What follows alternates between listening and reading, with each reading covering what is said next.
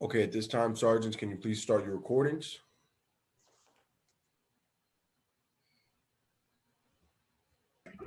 PC recording started. Cloud started. Backup has started. Okay, Sergeant Jones, we are ready with your opening. All right. Good morning, everyone, and welcome to today's remote New York City Council hearing on the Committee on Resiliency and Waterfronts. At this time, would all panelists please turn on their videos? To minimize disruption, please place electronic devices to vibrate or silent. And if you wish to submit a testimony, you may do so at testimony@council.nyc.gov. And again, that's testimony@council.nyc.gov. And thank you for your cooperation. And Chair, we are ready to begin.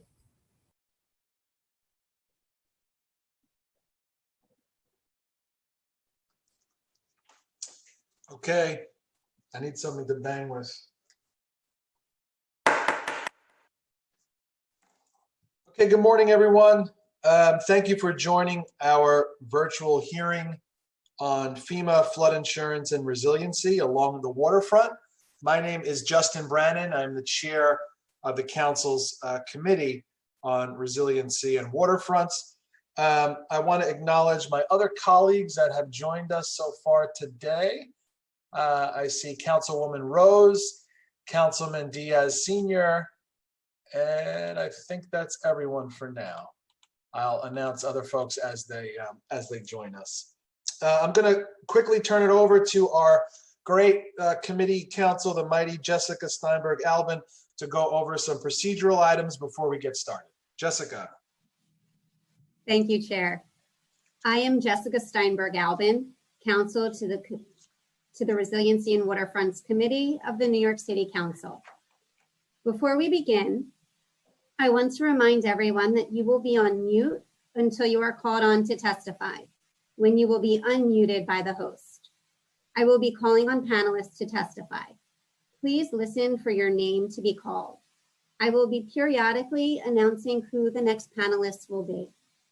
The first panelist to give testimony will be Janie Bavishi, Director of the Mayor's Office of Resiliency.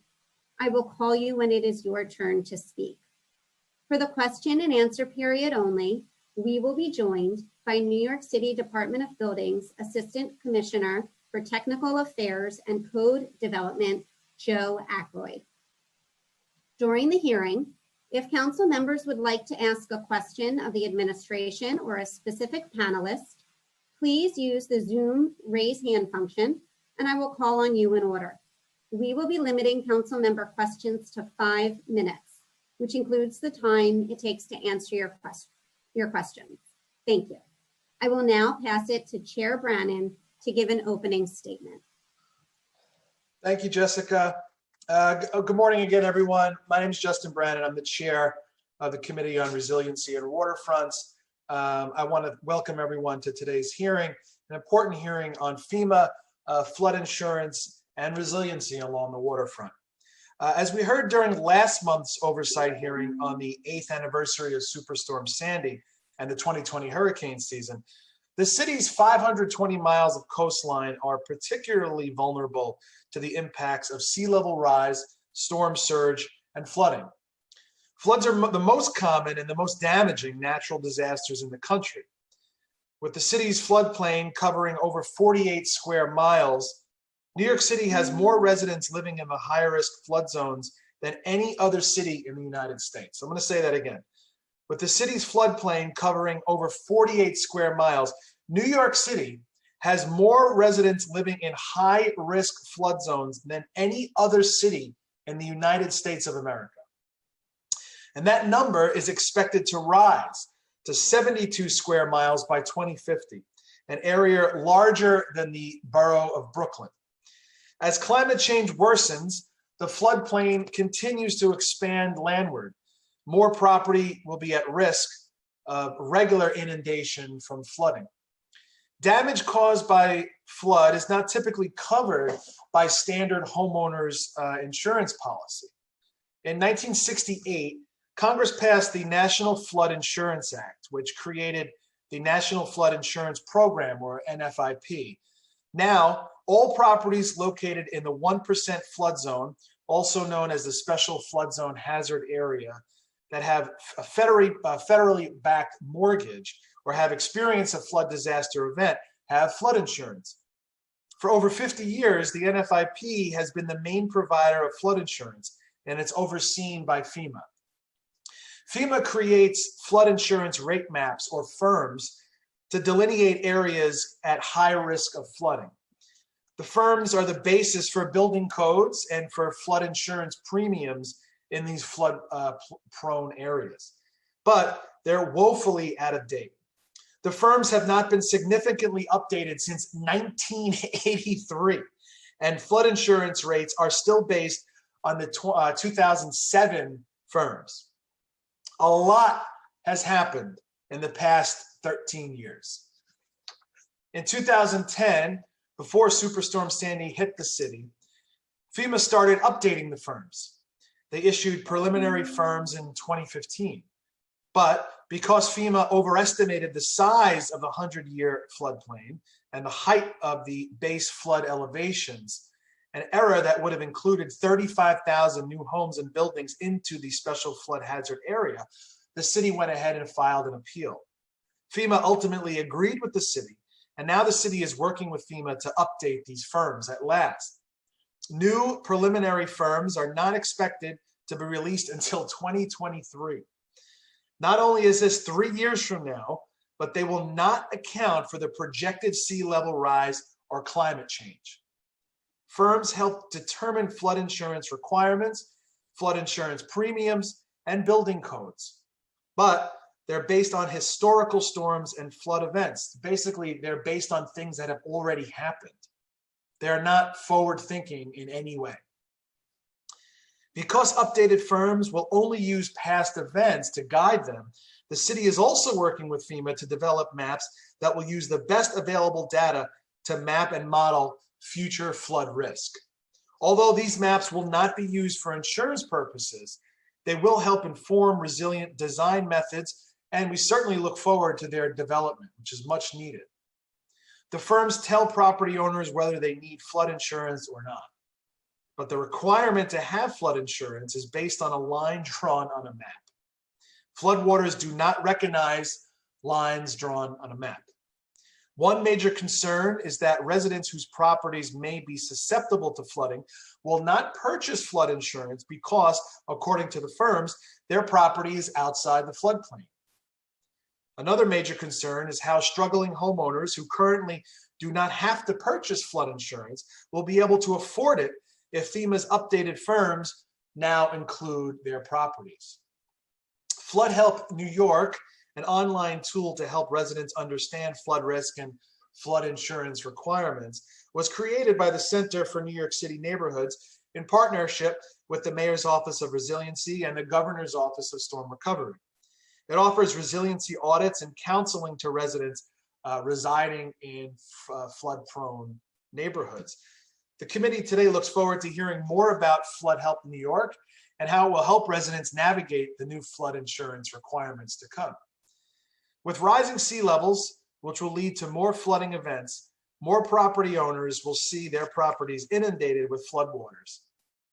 Flood insurance is already costly and overly burdensome for many. Property owners can lower their annual insurance premium by elevating their homes. However, that is not feasible in many or most areas of the city, especially where properties are located on narrow lots or have attached or semi-attached buildings. We need to protect people already living along the coastline, but we cannot keep building in areas we know will regularly flood 5, 10, or 20 years from now. And although storms affect all residents, they disproportionately impact minority and low-income communities who live in flood-prone areas with little green space to absorb the floodwaters. What is the city doing to address these disparate impacts? I look forward to hearing from the Mayor's Office of Resiliency during today's hearing.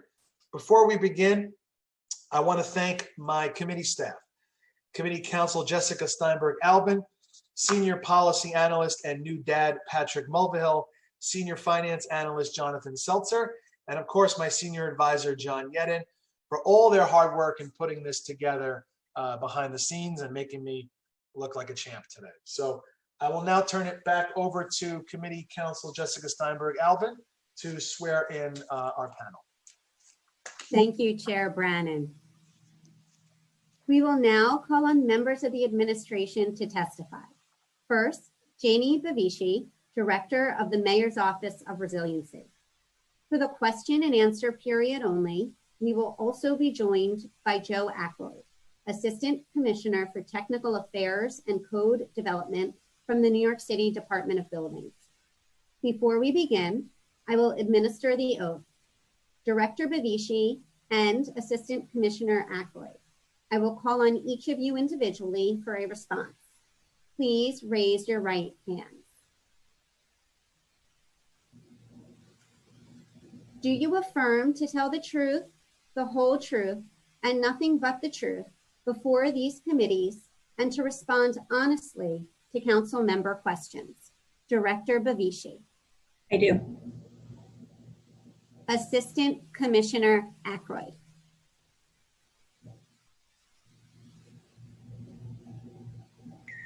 I do. Thank you. Director Bavishi, you may begin when ready. Good morning. I am Janie Bavishi, Director of the Mayor's Office of Resiliency. I would like to thank Chair Brannan and Council Members Diaz, Constantinides, Ulrich, and Rose for the opportunity to testify today. I would also like to acknowledge my colleague, Assistant Commissioner Ackroyd from the New York City Department of Buildings, who will join me today in answering your questions. I would like to begin by providing a brief history of the National Flood Insurance Program to provide context for the city's role in supporting New Yorkers who live and work in the floodplain. The National Flood Insurance Program, or NFIP, is a federally legislated program administered by the Federal Emergency Management Agency, or FEMA, to underwrite and make flood insurance available to the public. Private insurance companies that participate in the NFIP sell flood insurance policies and manage claims per FEMA's guidance.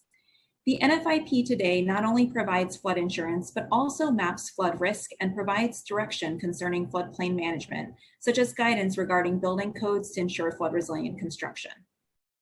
Since its inception, the NFIP program has been subsidized to some extent by the backing of the federal treasury. However, as flooding has become a more expensive hazard, the program has been under pressure to cover its rapidly increasing losses. The NFIP was generally financially stable from its inception through 2005. While there were annual flood events, the program was able to sustain itself year over year by using the revenue generated from the collection of premiums to pay claims.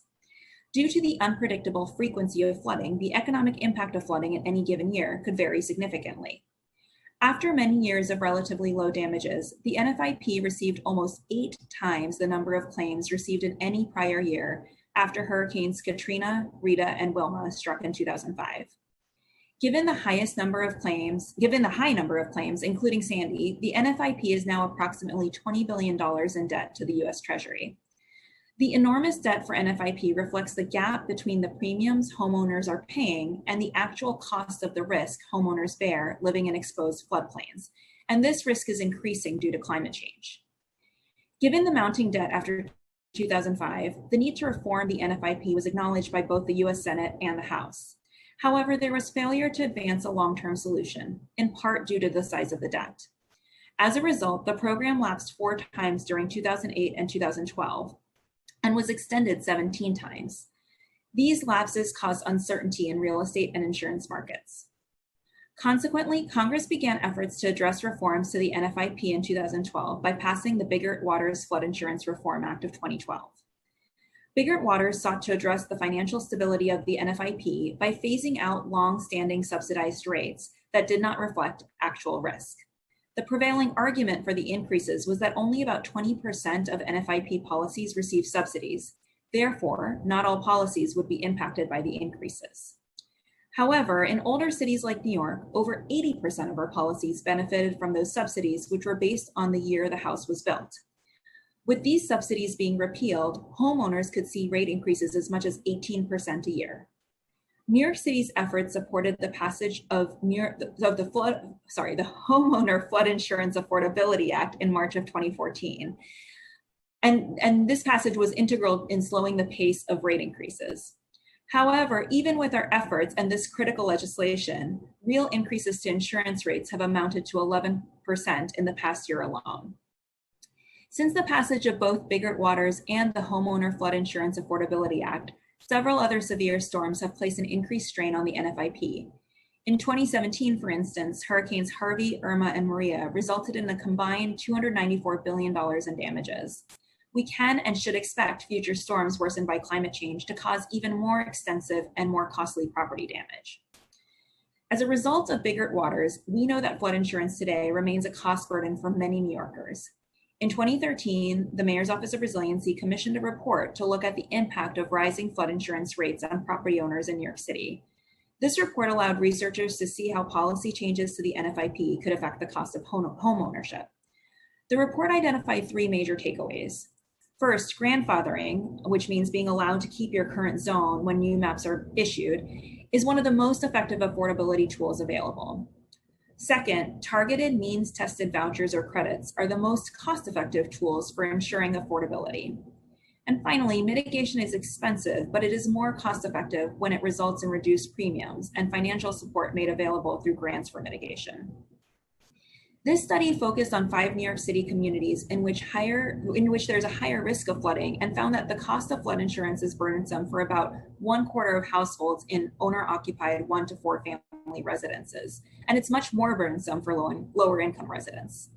Within this affordability crisis, we also know that flood risk is increasing due to sea level rise and increased intensity of coastal storms. In 2025, the city anticipates that FEMA will release new flood maps that reflect this increased risk. Separately, FEMA is also expected to transition to a new methodology for insurance rates, known as Risk Rating 2.0, next year. The city is highly concerned about how Risk Rating 2.0 might further increase premiums for New York City residents, and we're not the only ones. Several members of New York's congressional delegation have called for FEMA to provide more transparency, and in September of this year, Representative Max Rose introduced HR 8311, which would require FEMA to produce a report regarding the potential impacts of any changes to the Risk Rating 2.0 methodology for the NFIP before it is implemented. Given the increased flood risk facing New York City and our understanding of the affordability issues facing New Yorkers living in the floodplain, the city has been in active conversation with congressional staff in the House and Senate since early 2016, advocating for reforms to the NFIP program. The NFIP program must be reauthorized by Congress periodically. These windows offer opportunities for broader reform. However, since 2017, Congress has provided 17 short-term extensions, much like they did in 2012. The city's NFIP advocacy platform emphasizes several reforms, including offering premium credits to consumers who mitigate their properties against climate risk through measures other than elevation, increasing the availability of mitigation funding for all building types, improving FEMA's flood mapping process, enhancing oversight and management of private insurance companies that issue flood insurance, and accelerating the acceptance of private flood insurance alternatives. The centerpiece of the city's platform is instituting means-tested vouchers as an alternative to the current system, which is based on the age of the building structure. A means-tested voucher program, which with broader mitigation credits, can allow for low-income homeowners to afford NFIP coverage. Although some mitigation credits are available already, because it is not financially or physically feasible to elevate all structures in New York City, vouchers and other mitigation options outside of elevation are critical solutions we also need to pursue. Any additional support that Council can provide in amplifying this platform is absolutely welcome. Additionally, in advance of new rate maps and guidance from FEMA related to Risk Rating 2.0, our office is working tirelessly to increase flood insurance enrollment, encouraging New Yorkers to take advantage of grandfathering into more affordable insurance rates. We've had considerable success so far. Since Hurricane Sandy, overall flood insurance enrollment increased approximately 50% citywide. Even more importantly, enrollments within the current lower risk X zone areas are up about 91%. As a reminder, homeowners in the lower risk X zones aren't currently required to purchase flood insurance by law, but may have this requirement imposed when FEMA's new maps are adopted in 2025. Our success with flood insurance enrollment is largely due to our partnership with the Center for New York City Neighborhoods, who manages the Flood Help NY project. Flood Help NY provides an online tool to communicate flood risk and insurance requirements and operates a program that offers resiliency audits, backwater valve installation, and counseling to eligible residents in some flood-prone neighborhoods. Due to the COVID-19 pandemic this summer coinciding with hurricane season, the city, along with Flood Help NY, increased our outreach to vulnerable New Yorkers. And this included providing a briefing for many of your offices on insurance enrollment for your constituents. Together, we distributed critical information reminding New Yorkers how to protect their information and assets this hurricane season. This helped ensure that New Yorkers already hit by the pandemic and the corresponding economic crisis would not be surprised and unprepared for an additional destabilizing event. We hope that you continue to send your constituents to floodhelpny.org for more information about their risk. I also want to raise your attention that because Flood Help NY is funded by federal investments related to Hurricane Sandy that are due to expire in 2022, future funding is critically needed to continue this essential program in the next fiscal year. In addition to our federal advocacy and work with Flood Help NY, our office also partnered closely with advocacy groups and legislators to advocate for improved disclosure and transparency at the state level related to flood risk. It's critical that prospective homeowners and renters, and not just people already living in the floodplain, have the information they need about the risks they may face and the responsibilities related to flood insurance. In the last legislative session, State Senator Brad Hoylman introduced Senate Bill 8439 to improve flood risk disclosure during real estate transactions, which would improve transparency for both buyers and renters. Our office supports this effort and looks forward to seeing it move forward in the state legislative session in the year to come.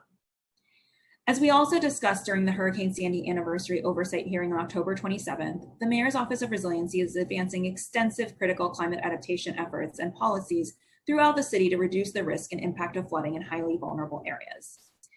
In conclusion, I would like to thank the committee for this opportunity to discuss the extensive work this administration has done to advocate for affordable flood insurance for all New Yorkers. We are committed to continuing to work with you, as well as our external and federal partners, to improve and expand clarity, transparency, and access to critical information and services, and to advance essential affordability and mitigation advocacy at the federal level to reform the National Flood Insurance Program. I look forward to joining my colleague, Assistant Commissioner Ackroyd, and answering any of your questions. Thank you, Director Bavishi. I will now turn it over to questions from Chair Brannan. For these questions, we will additionally be joined by Assistant Commissioner for Technical Affairs and Code Development, Joe Ackroyd, from the New York City Department of Buildings. Panelists, please stay unmuted if possible during this question and answer period. As a reminder, if council members other than Chair Brannan would like to ask a question of the administration or a specific panelist, please use the Zoom raise hand function and I will call on you in order. We will be limiting council member questions to 5 minutes, which includes the time it takes to answer your questions. Thank you. Chair Brannan, please begin. Thank you, Jessica. Thank you, Jeannie. Good to see you again. Appreciate some of that clarity. So the one thing I was reading last night, FEMA estimates that approximately 13 million people live within the 100-year flood zone. But there was a 2018 report that was published that argued that the real number of people exposed to flood risk is really closer to over 40 million. Based on your expertise, why do you think there's such a big discrepancy in those numbers? Sure. Thanks, Chair Brannan, for the question. I just want to clarify that you're talking about numbers across the country. Say that again? It sounds to me like those numbers are people living in the floodplain across the country. Yes. Okay. Yeah. Sorry. So yeah. Sorry. So I think that the discrepancy in those numbers is probably related to some of the things that you mentioned in your testimony, right? The National Flood Insurance Program is responsible for mapping the floodplain. First of all, let me just say up front that I'm not familiar with the article that you read or the study that you're referencing. So I'm speculating a bit here because I don't know what the methodology for that study was. But I would imagine that some of the things that they may attribute that discrepancy to are things like these maps taking a long time to produce by FEMA, and often they are quite outdated. Remapping doesn't take place at a pace that we would all want and expect given the intensifying climate crisis. And so, often many municipalities are relying on old maps. It's possible that at least one big reason for the discrepancy that article reference is that they're probably counting the number of people that are officially mapped in the FEMA flood maps versus the number of people that are exposed to flooding based on current scientific information about flood risk. Okay. Yeah, I mean, it's a pretty shock. I know you didn't write the report. It's just a pretty shocking discrepancy. It was a report in 2018 published in the Journal of Environmental Research Letters. I know we all love reading those that journal, but yeah, I mean, the discrepancy is pretty wide. FEMA is saying 13 million, and this journal is saying it's closer to 41 million. So there's startling. But along the same lines, I mean, FEMA's flood maps have certainly been criticized for being outdated and underestimating flood risk across the country. I guess, would you agree with those criticisms? And how is the city working with FEMA to update these maps for the city? I mean, I would agree that this process takes far too long, right? And we want to both make it expedient, but also make it as accurate as possible. And I think one of the challenges that we saw back in 2013, as you mentioned in your opening remarks, FEMA had started a process prior to Sandy to remap our floodplain. They, in order to make the process quick, they took some measures to speed it up, and that led to some inaccuracies. So what we are trying to balance is making this process as accurate as possible. We want to make sure that we have scientifically accurate information by which we are, by which FEMA is setting flood insurance rates, and also move it along as quickly as possible. So those are the things that we are trying to balance for New York City. Yeah, I mean, it certainly feels like a race against time, but at some point, we have to release something. The city's floodplain covers more than 48 square miles. The area is expected to grow to 72 square miles by 2050. Has the city identified what neighborhoods would be most affected by the projected expansion? And if so, what are we doing to help? Sure. So I just want to clarify that while we are working with FEMA to develop new flood insurance rate maps, we are also separately working with the New York City panel on climate change to understand how flood risk will impact the city due to sea level rise. I testified in great detail just a couple of weeks ago at the Sandy anniversary hearing about the very large portfolio that we are advancing across the city to make sure that we're building resilience to flood risk. That includes strengthening our coastline with coastal protection projects, major coastal protection projects, advancing. In fact, we just, right after the hearing, broke ground on the Rockaways Atlantic Shoreline Resiliency Project, which we're very excited about, and much more is coming on that front. We are also strengthening buildings. We are hardening our infrastructure and critical services, and making investments in neighborhoods to make sure that they are more financially resilient, which includes flood insurance outreach, but also includes things like supporting small businesses and improving social cohesion. So we are taking a multi-pronged approach, and certainly not waiting for FEMA's maps to build a more resilient city and prepare for these impacts.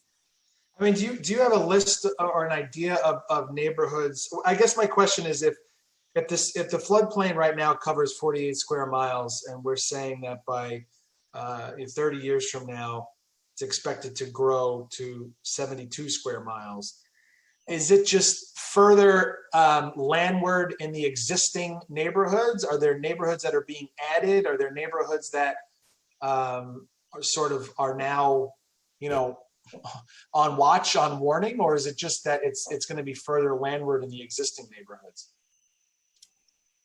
Yeah, I mean, we'd be happy to schedule a briefing with you on how the floodplain is changing over time. I would say that, in large part, the floodplain is expanding inland.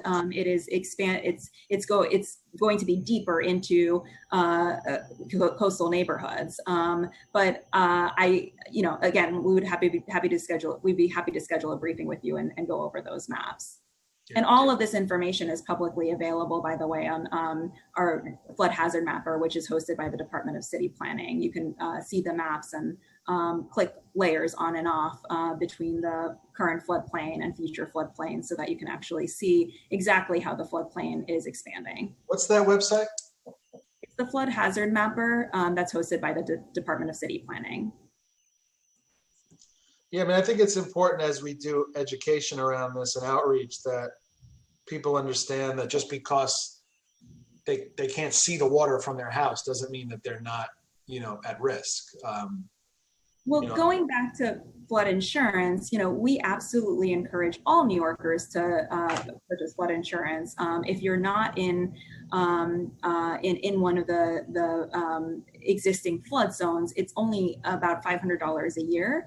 And because there are New Yorkers that are susceptible to flood risk, even if they do not live on the coast. Flooding can come in, flooding is caused by multiple hazards, including precipitation. And so, just to be safe, we encourage all New Yorkers to purchase flood insurance.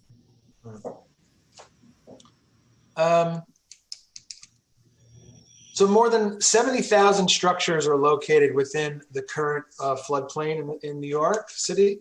Obviously, as climate change worsens, the floodplain expands, more structures are going to be at risk. How seriously is the city taking this, and what are we doing to prepare for these challenges, and how is the city incorporating the nature-based solutions in adjacent to the current projected flood plans? By my data, we currently have 36,000 buildings in the current effective floodplain. And we have, one of the strongest building codes in the world, meaning that— Wait, sorry, you're saying there are only 36,000 structures? 36,000 buildings in the current effective floodplain, that's right. That seems very low, no? There are 75, the number that you quoted is accurate when you account for the structures mapped on the preliminary flood insurance rate maps. Okay. But it's probably closer to that. I mean, 48 square miles, I think there's more than 36,000 structures in almost 50 square miles. Well, we can come back with specific numbers, but I think as far as the effective flood insurance rate maps, those maps that you talked about that hadn't been updated since 1983, there's around 36,000 buildings mapped in the special flood hazard area on those particular maps. And the preliminary flood insurance rate maps, I think, would be closer to the number that you quoted. Yeah, because I think we got those numbers from one of your PowerPoint slides. Sure. Well, I would just highlight the fact that we are also enforcing for development by way of adoption in the New York City Building Code, the preliminary flood insurance rate maps. So we've adopted for development purposes, the preliminary flood insurance rate maps. So while for insurance purposes, mandatory insurance purposes, the effective flood insurance rate maps, that 32,000 buildings have to procure insurance when required. But as far as the development in the special flood hazard area, the construction codes adopt the both maps, the effective flood insurance rate maps and the preliminary flood insurance rate maps. So that's one way in which we are accounting for future risks by enforcing the more stringent of the two special flood hazard areas as delineated on both maps. Okay, so I guess my concern is if we know that this is growing, right? I mean, no one is in denial that the floodplain is growing. I assume we're not waiting to notify folks that you're probably going to be in the next set of maps, right? Are we doing any proactive sort of education or outreach to folks that are likely going to be within the floodplains as they expand or as the maps expand? Absolutely. As I mentioned in my testimony, we have been doing outreach to people living in the X zone. These are people who are currently not required to buy flood insurance. Okay. We've actually been able to, through this outreach that we've done, outreach and education, we've been able to increase enrollment in the X zone by 91% since Hurricane Sandy. That's fantastic. Tell me, that's amazing. How are you, how are we doing that? So if I have a house that is now in that zone, how am I being notified or contacted? Sure. Let me walk through all the ways that we are doing outreach. So, there are a number of things that we're doing. We are providing trainings and information about NFIP, about the flood insurance program and flood insurance more generally, flood risk more generally, to city agencies and nonprofits, as well as annual briefings for local, state, and federal elected officials. Our goal here is to make sure that we're really sort of building the army of people who can get this information out to New York City residents. So it's really important that offices like yours help us get this information out. We in particular work with city agencies such as HPD, DCP, and New York City Emergency Management to provide flood insurance information to communities through existing outreach and communication channels. We've, since Hurricane Sandy, participated in hundreds of events providing information about flood risk and flood insurance for New Yorkers and sharing numerous floodhelpny.org postcards and easy to read pocket maps of the New York City floodplain. We've also taken on some significant consumer education efforts since 2012. So, these are things like advertisements in city bus shelters, local and multilingual media ads in community papers, targeted digital and social media outreach, and direct mail efforts to homeowners. And more recently, we took on a really visible campaign about preparing for this year's hurricane season that was done in collaboration between MOR and Flood Help NY. The city actually worked with partners to run ads on Link NYC kiosks in September and at the Staten Island ferry terminal that ran from September until the end of last week. Flood Help NY also does targeted social media outreach. And then we're also partnering with community organizations to target low-income New Yorkers and vulnerable populations in particular. So those are some of the ways that we are reaching New Yorkers and educating them about their flood risk and talking to them about flood insurance so that they can take steps to stay safe. That's great. So you said, give me that stat again. You said 91%. What's that? 91% in the X zone since 2012. 91% of people in that zone since 2012 have signed up? I'm sorry, 91%. That we've increased enrollment in flood insurance policies by 91% in the X zone. That's great.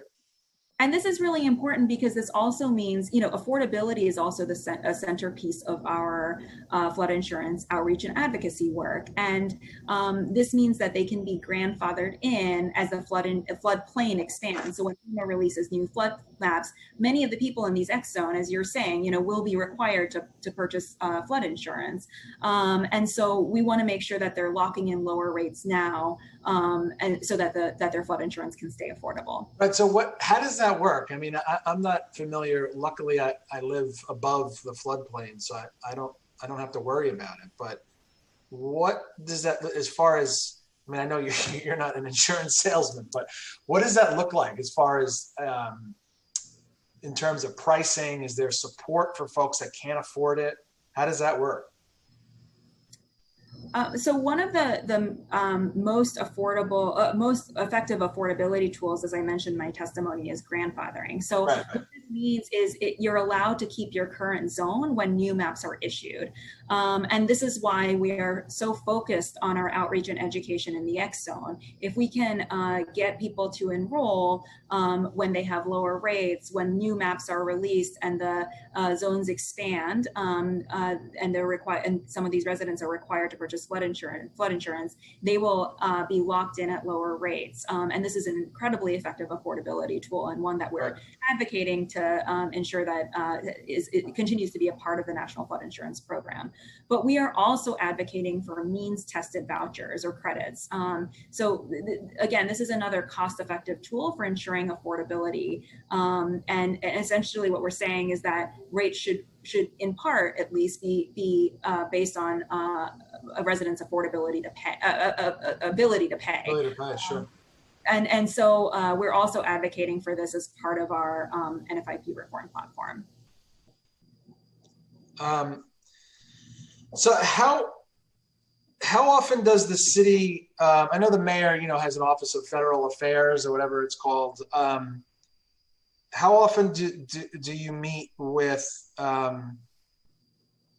congressional representatives about NFIP and engaging on this stuff for advocacy reasons? Yeah, I mean, we are continuing to keep the lines of communication open with congressional leaders on both sides of the aisle and both chambers. In fact, the study that we released in 2016 ended up being the basis of bills to reform the NFIP program in both chambers.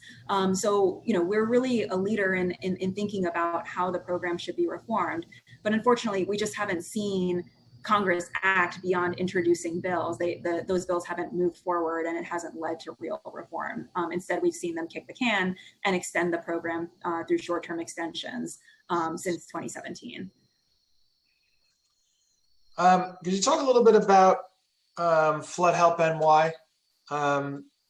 Has it been helpful to residents? What resources are provided, and what sort of educational programs are provided to communities through it? Sure, absolutely. So let me just start by saying that all of the outreach that I was describing, Flood Help NY is absolutely an integral component of the outreach and education that we're doing. It's the main way we are reaching out to New Yorkers and educating them about flood risk. So just to take a step back though, Flood Help NY is a user-friendly web platform, and it's a program that provides residents with both information on flood risk and flood insurance requirements. There are three components of Flood Help NY. One is a user-friendly web platform that includes an address search tool that returns free property-specific flood risk information. So you can actually go to floodhelpny.org, put in your address, and understand information about your flood risk. Second, Flood Help NY also provides home resiliency audits and counseling. So this includes a visit by a team of professional engineers and surveyors to assess your property for flood risk. And in some cases, homeowners may also be eligible for a free backwater valve installation through this process. And then finally, marketing and outreach is the third component of Flood Help NY, which includes printed materials and direct engagement of property owners at community meetings and other events. So as I mentioned, since Hurricane Sandy, there have been hundreds of events where we've disseminated floodhelpny.org postcards and easy to read pocket maps of the floodplain. What else can be done if I live in an attached house, or if I'm in a spot where it's impossible, I'm a homeowner and it's impossible for me to elevate my house? What other options do homeowners have to make their home safe from flooding? So there are a range of options that homeowners have to make their home safe from flooding. The challenge is that these options can be expensive, and currently the National Flood Insurance Program does not recognize most other options as ways to reduce your premium. And so what we've been advocating for at the federal level is to acknowledge that in a dense urban environment like New York City, where we have all these unique circumstances and elevation is not always possible, we need to have other mitigation options that are recognized and eligible for a premium credit that would incentivize those kinds of retrofits to make homes safer. And then also we need to be able to access grants in order to help advance those mitigations. So we've been advocating for both of those things at the federal level as part of our NFIP reform platform. But what are some of the, like, if I can't elevate my house, what else can I do? So one option is what I mentioned as part of the Flood Help NY program, a backwater valve installation. This is something that, you know, makes sure it helps to make sure that the water in the sewer line is just flowing one way during a flooding event, and you're not your home is not subject to flooding or you know, the backwater. Backwater flooding from during a flooding event. Okay. There are some extreme measures that one can take as far as abandonment.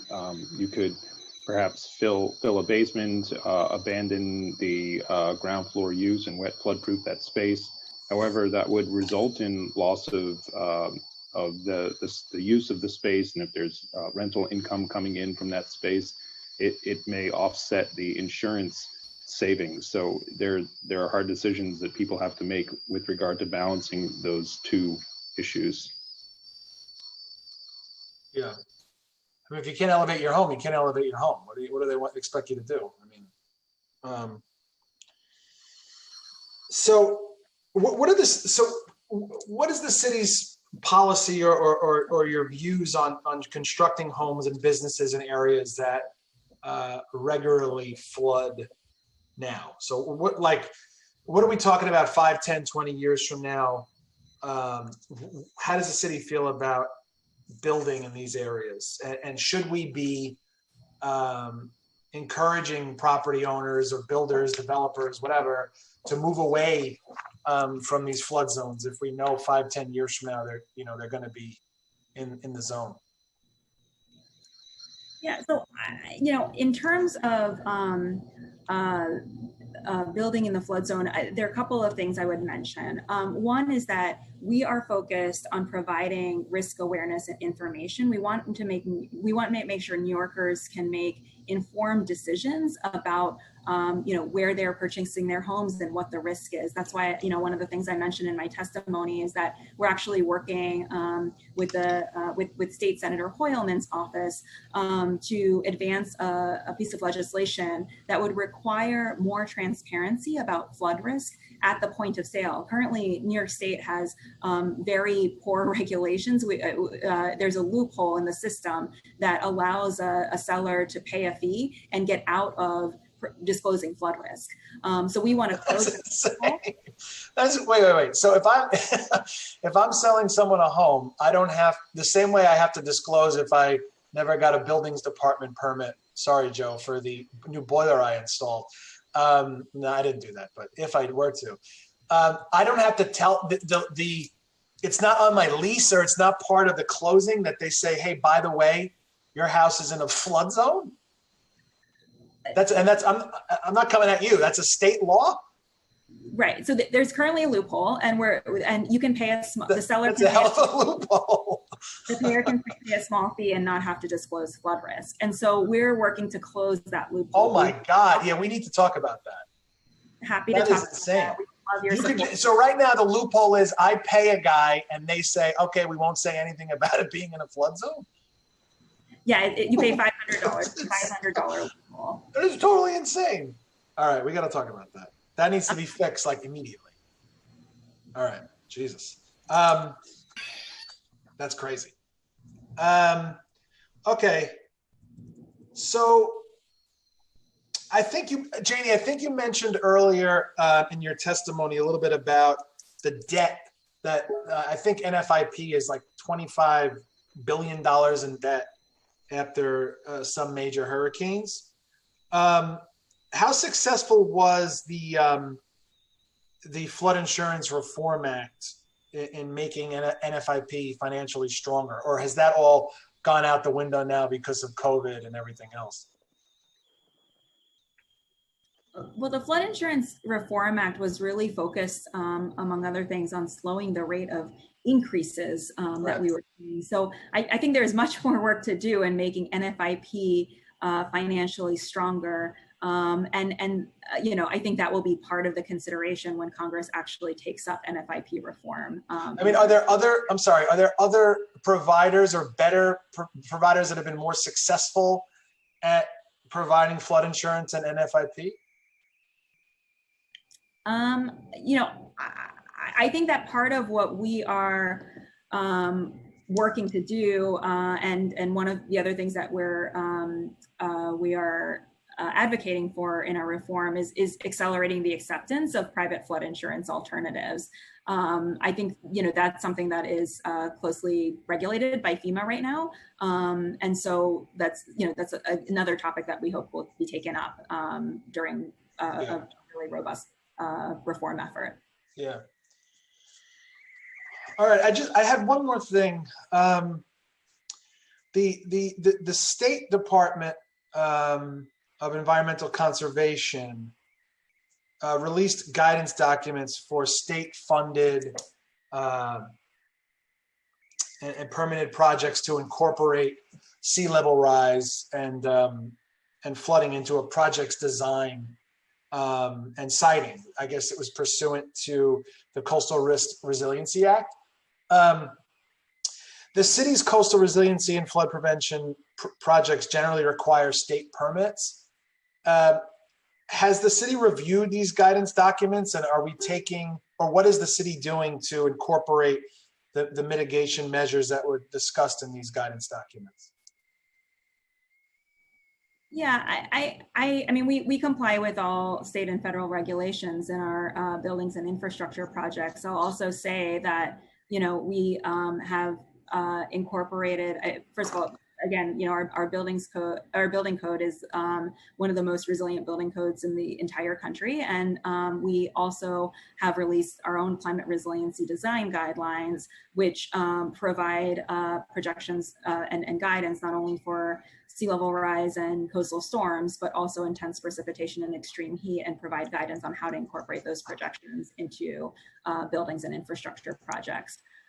So there are, multiple paths that we're using to ensure that we're taking future risk into account. So I guess, if I'm reading between the lines, it's sort of the idea that the city wants to take it a step further. Because it's sort of, because we've got 520 miles of coastline. Are there additional flood prevention measures that the city will incorporate into these design and siting projects in the floodplain? Is that the plan? Yeah, absolutely. We are also, as you mentioned, working to develop these future flood risk maps that was part of the appeals process with FEMA in 2016. These maps are meant to be a tool that will help future regulation going forward to make sure that we're building as resiliently as possible. Right on. Okay. I appreciate it, guys. Janie, Joe, thank you so much. That's all I have. And I don't think I have any questions from council members. I did want to recognize, if I didn't already, that Councilman Ulrich had joined us. And of course, Councilwoman Rose. Deb, you have a question? You're on mute. Okay. Hey, okay. Hi. Hey. Right on. How are you? Chair, I had questions that were very similar to yours, and due to your in-depth, questioning, I got most of my answers. So I want to thank you. I really want to thank you for digging down and getting that information. So I just have a couple of questions in terms of the Flood Help NY. You said that you provide resources to homeowners. are those resources, is there any charge to them for those resources? Are they free? You said you bring in engineers to, to assess their property and how they might mitigate flood damage. Are these resources that you provide through Flood Help NY free, or is there a cost attached to them? Thank you for the question, Councilwoman Rose. These resources are free, but I will just highlight that, there is a limited geographic scope for the resources that are available because the program was launched in 2016 with federal funding that came through the state. And so currently the program is available in Bensonhurst, Bergen Beach, Brighton Beach, Canarsie, Coney Island, and a number of other communities. I can make sure you've got the whole list. But our goal is to expand the program citywide, and we need to identify available funds to do that. It's also critical to mention, as I mentioned in my testimony, that the funding for this program will expire in 2022. So we would really like to partner with council to explore long-term funding solutions for the program, because it is so critical that this program continues. You talked about marketing and outreach. And it seemed like it was pretty extensive, and you were utilizing, governmental offices and sort of other agencies that interface with homeowners. I wasn't clear, though, whether you actually reached out to each of the homeowners that are in the floodplains, individually, or is it kind of up to them to seek out this information?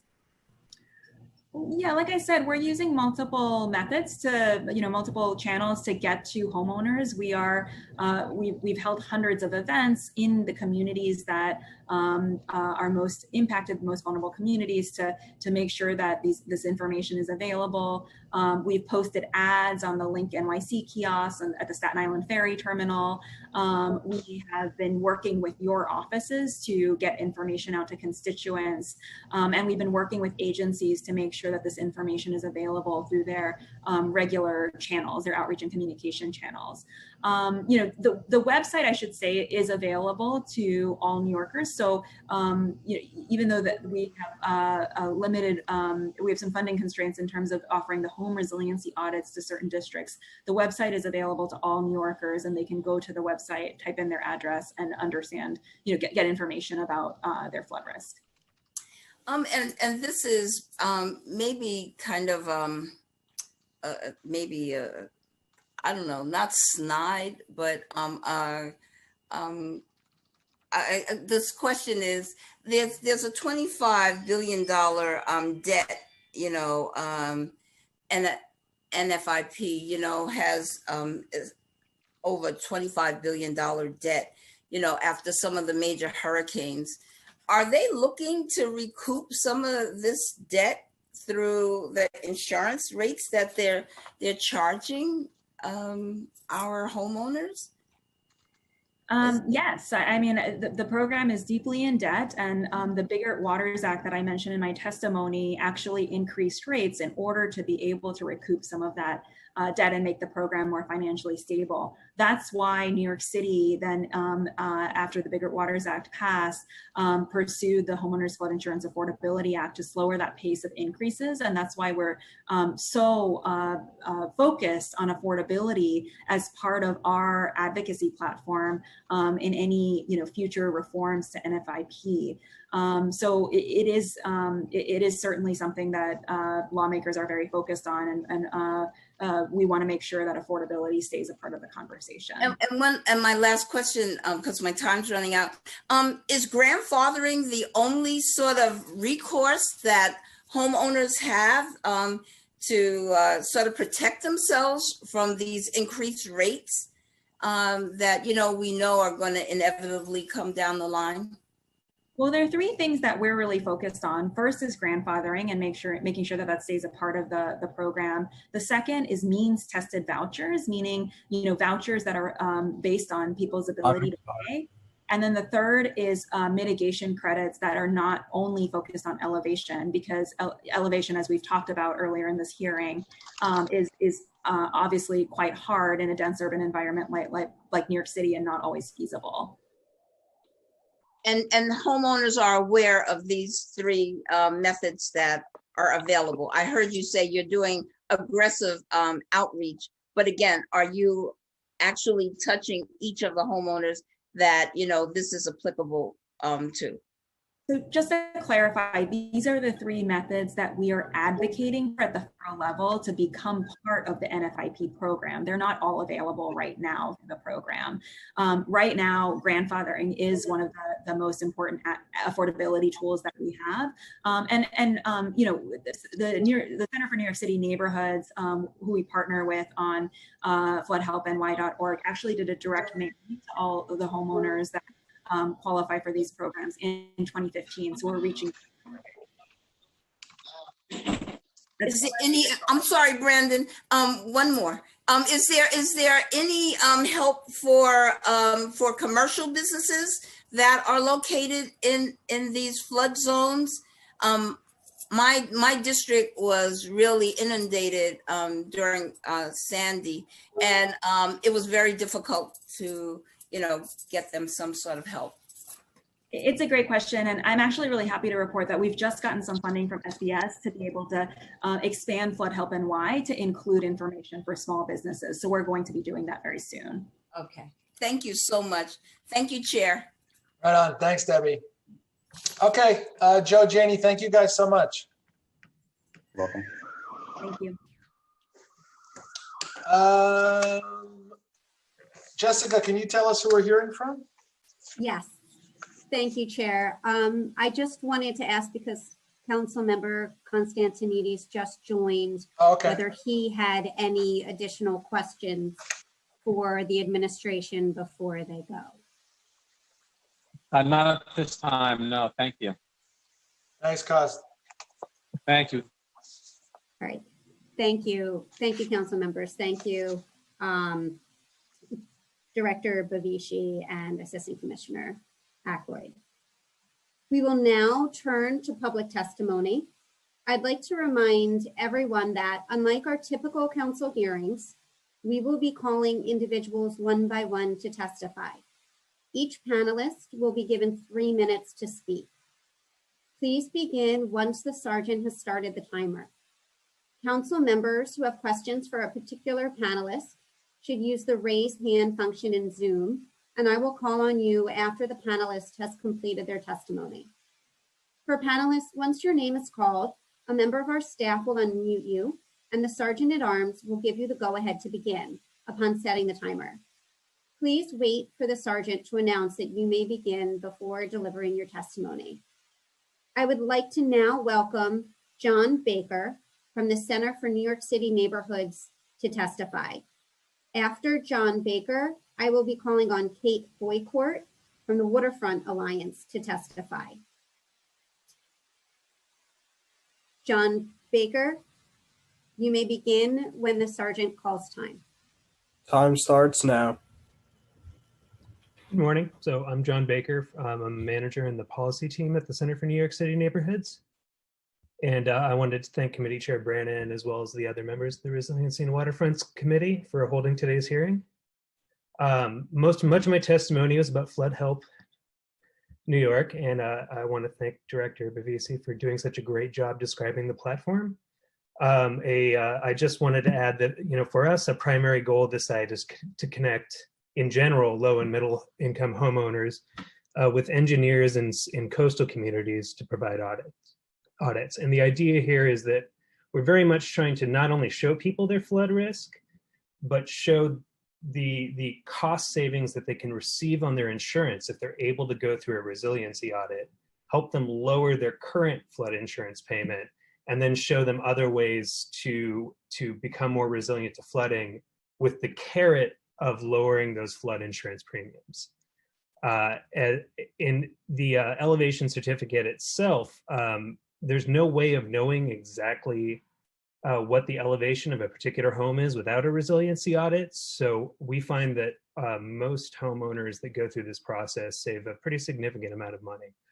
At a minimum $200 in most cases once going through our program. What I would like to speak about is our vision for expanding flood help. As Director Bavisi said, our funding expires at the end of in 2022, and that we would need to be funded in the next fiscal year to continue providing this service. And it's not just about providing this service, but expanding it so that we're not just providing audits in a few neighborhoods, but providing a number of other services as well, expanding what we have to cover the whole city, as well as including renters as well as homeowners. The site is very homeowner focused right now.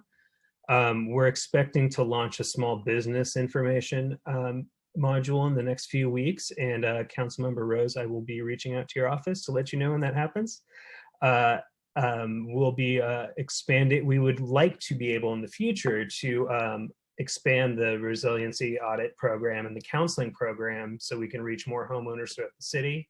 And we have some ideas for expanding what we call the resilience retrofit pilot program. The idea is once engineers go into these homes and perform these audits, that we can find the low-cost flood adaptations and install them for homeowners. So right now what happens is, you may get a couple $100 off your flood insurance payment thanks to this elevation certificate, but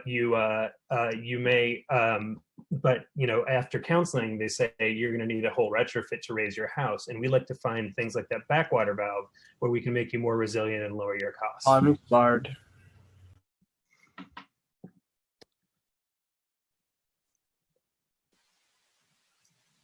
John, you can Thank finish you. if you want to finish up.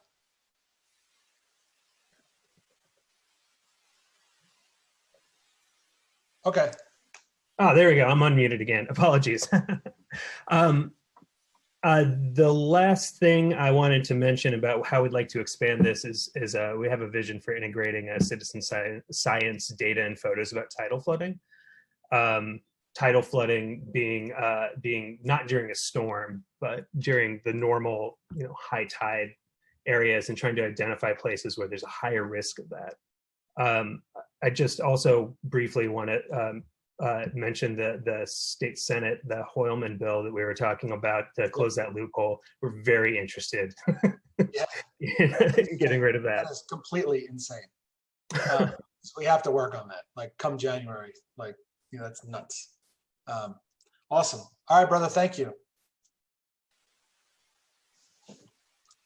Thank you. I will now be calling on Kate Boycourt from the Waterfront Alliance to testify. After Ms. Boycourt, we will hear from Nicole Hernandez-Hammer from Uprose. Kate Boycourt, you may begin when the sergeant calls time. Time starts now. Thank you, and thank you, Chair Brannon, and to the council members who've joined us here today.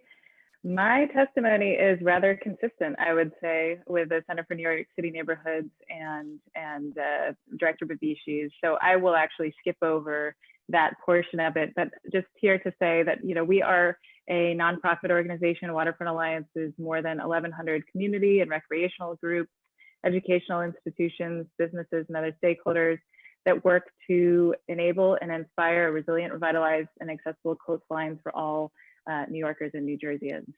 We are spearheading a campaign and coalition of which the Center for New York City Neighborhoods is part, and we are calling for action on federal, state, and local levels to increase climate resilience.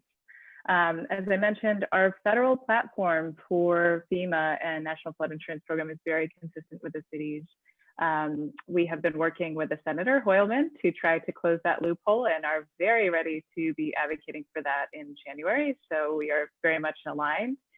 I'd like to focus a little bit on a few things that the city can do today or tomorrow, or as soon as we have those advisory flood maps through FEMA that incorporate future risks. Because I think that there's a lot that needs to change at the federal level, and we're right there with you. But there are things that we can do today, including expanding and supporting the Center for New York City Neighborhoods programs to reach all New Yorkers. I think we also need to focus on, as a member, Chair Brannon focused on today, that make sure that those FEMA maps are really the basis for regulation, zoning, planning, and infrastructure development, really knitting together a lot of the programs that the city has today, but incorporating future flood risk into informing where density can be born and where it cannot. The second thing that we really want to focus on is increasing insurance coverage and access. And we'd like to encourage the city and the state to consider taking action absent federal leadership on that means tested voucher program, and to support really trying to provide more access to more New Yorkers and that really need the most support in meeting those premiums until we get that federal policy in place. Thirdly, we really need to make sure that we're addressing and prioritizing our risks that are rising and faced by public and affordable housing. As you mentioned, we have 100,000 residential units that are projected to be in the floodplain by 2050. That's an enormous amount. We need a plan for that. And lastly, as I said, there's a lot of great programs that are going on and offered by Center for New York City Neighborhoods and Flood Help New York. We would love to see those expanded, that pilot program become a more regular program, development of a voluntary buyout program, expansion of technical systems, and really building from what we have learned so far. And all right, I'll wrap up there and just say we must act now. We're facing many intersectional crises, and we really can't wait any longer. Thank you. Awesome. Thank you, Kate. You guys are great. Thank you. Thank you. If we have inadvertently missed anyone that is registered to testify today and has yet to have been called, please use the Zoom hand function and you will be called in the order that your hand has been raised.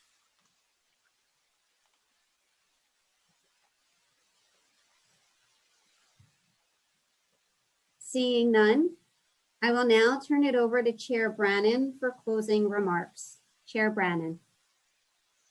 Thank you. Who knew you could have so much fun on a Tuesday morning talking about flood insurance? We learned a lot today, I think. Certainly, it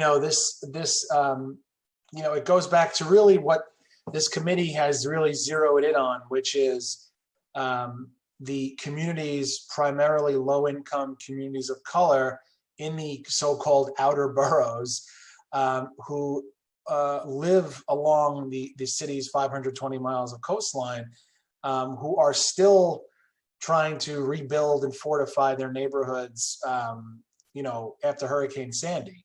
And we're sort of in a race against time now as the storms get worse and worse, and as the climate crisis gets more and more urgent and the situation gets more dire, where we're in a race against time against these maps and pushing to see that whether the map comes out 5, 10, 20 years from now, we can tell you today that the floodplain is greatly expanding and moving further onto dry land, so to speak. And I think we need to be pushing at all levels of government to make sure that folks take this seriously, and certainly closing all loopholes like the one we learned about today that allow folks to sort of to get away with not being prepared for their own good or for whoever they sell their home to. So, I think, as one of America's 3 most hurricane vulnerable urban centers, all of this stuff is part of a larger ecosystem, and none of this stuff happens in a silo. So we need to be looking at this stuff holistically, but also urgently. We have to sort of get away from the academic and into the application of actually getting this stuff done, and making sure that folks have the tools they need to be prepared, and also thinking a little bit more responsibly about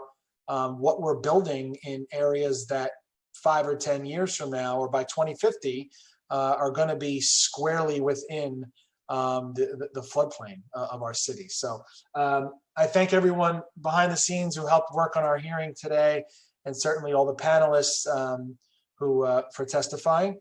And with that, I will adjourn this hearing.